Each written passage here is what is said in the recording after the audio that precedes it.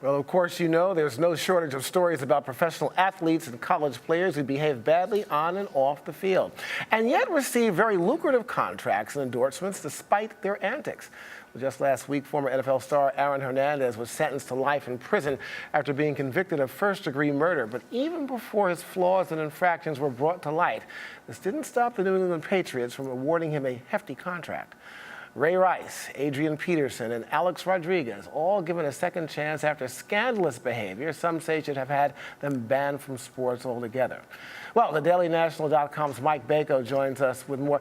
First, Mike, welcome to the show. But I've got to say this, in defense of athletes, the overwhelming number of athletes are doing the right thing. And there's a survey out there. The NFL has less infractions for serious assault, rape, sex crimes, and murder than the national average. But yet and still, they're being painted of all these guys that are having a bad time.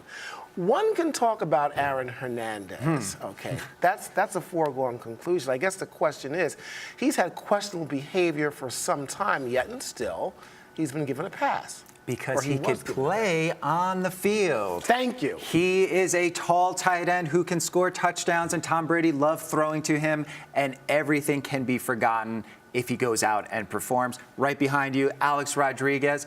He is performing this year. Yankee fans are cheering for him. Jameis Winston, probably, in all likelihood, the #1 draft pick.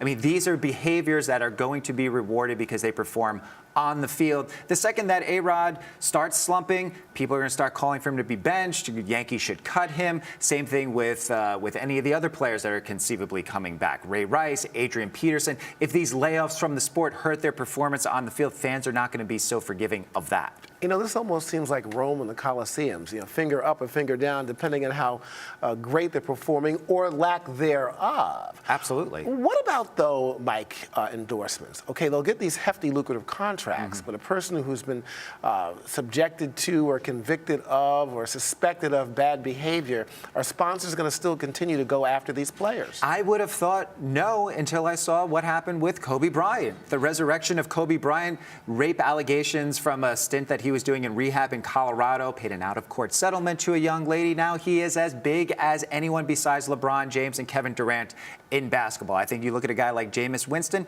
I don't think he's going to be a Colin Kaepernick or a Cam Newton, certainly not on the level of Tom Brady or Peyton Manning. But if he stays out of trouble for the next couple of years, the team performs well on the field, relatively well, and he does as well, I think you could see some of his endorsement potential growing. But I think right now, nothing mainstream for him because of everything in his past at Florida State. All right, a lot of these guys are not going to get on the box of Wheaties or Cheerios. Okay, those kind of endorsements are out.